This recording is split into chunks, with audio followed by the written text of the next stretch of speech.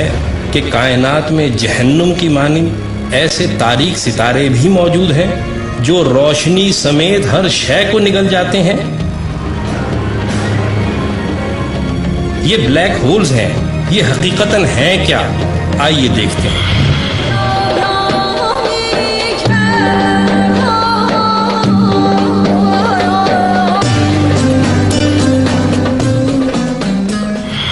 سائنسی تحقیقات کے مطابق جب کوئی بہت بڑا ستارہ جس کو ریڈ جائنٹ کہتے ہیں اپنی طبعی عمر گزارنے کے بعد مرنے کے قریب ہوتا ہے تو جہاں ایک طرف اس کا حجم تیزی سے بڑھنا شروع ہو جاتا ہے تو وہیں اس کے اندر تہ بتہ مختلف عناصر پیدا ہونا شروع ہو جاتے ہیں، اور جب اس کے مرکز میں لوہا پیدا ہو جائے تو بس پھر یہ ایک عظیم دھماکے سے پھٹ کر کائنات میں بکھر جاتا ہے۔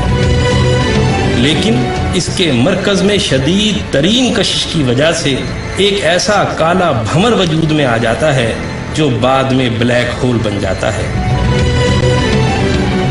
اس کی کثافت اللہ مت پوچھئے۔ فرض کریں کہ اگر زمین کو چاروں طرف سے دبا دبا کر اتنا چھوٹا کر دیا جائے کہ وہ ایک گولف کی گیند کے برابر ہو جائے تو اس حالت میں جو زمین کی کثافت ہوگی کم و بیش وہی کثافت اس بلیک ہول کی ہوگی۔ اب رہا کشش کا معاملہ، تو یہ اتنی زیادہ کشش رکھتے ہیں کہ پورے کا پورا ستارہ نکل جاتے ہیں۔ اور اگر خدا نخواستہ کوئی بلیک ہول ہماری زمین کے قریب آ جائے تو پھر ہماری زمین منٹوں میں ذرات بن کر اس کا شکار ہو جائے گی۔ بڑی بڑی کہکشائیں تک اس کی شدید کشش کی وجہ سے اس کے گرد گھومنے پر مجبور ہیں۔ بلیک ہولز کی موجودگی کی اہم ترین نشانی ان میں سے خارج ہونے والی وہ عظیم روشنی ہے جو دودھ کی نکلتی دھاروں کی مانند آج بھی کائنات میں دیکھی جا سکتی ہے۔ اور اب یہ نظریہ تقویت پکڑتا جا رہا ہے کہ یہ ستارے در حقیقت ایک آسمان سے دوسرے آسمان تک جانے کے راستے ہیں۔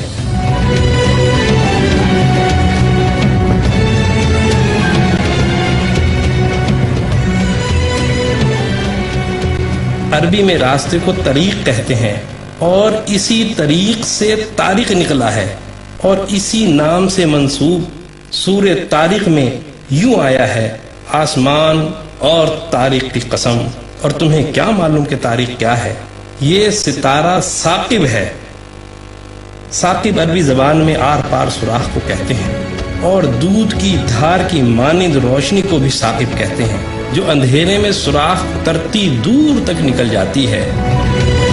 یعنی ان آیات میں اس ستارے کی دو خوبیاں بیان کی گئی ہیں۔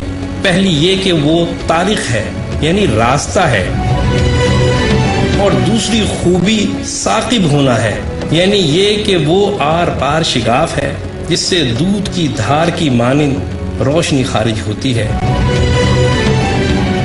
اور یہ دونوں وہ اہم ترین خصوصیات ہیں جو دور جدید میں دریافت ہونے والے بلیک ہولز کا طرہ امتیاز ہے۔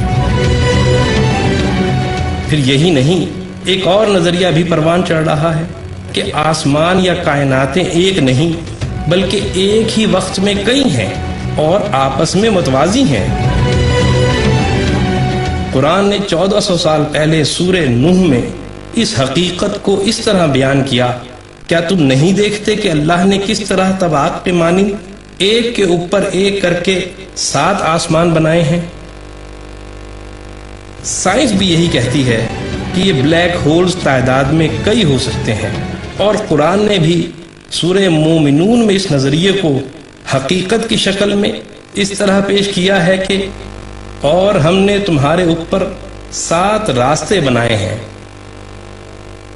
لیکن شب معراج میں ایسی تیز رفتار سواری اللہ نے صرف اپنے محبوب صلی اللہ علیہ وآلہ وسلم کو عطا کی تھی، اور وہ ہے براق جو برق سے نکلا ہے، یعنی بجلی۔ اسی پر سوار ہو کے رسول اللہ صلی اللہ علیہ وسلم معراج کی رات آسمانی دروازوں سے گزرتے چلے گئے۔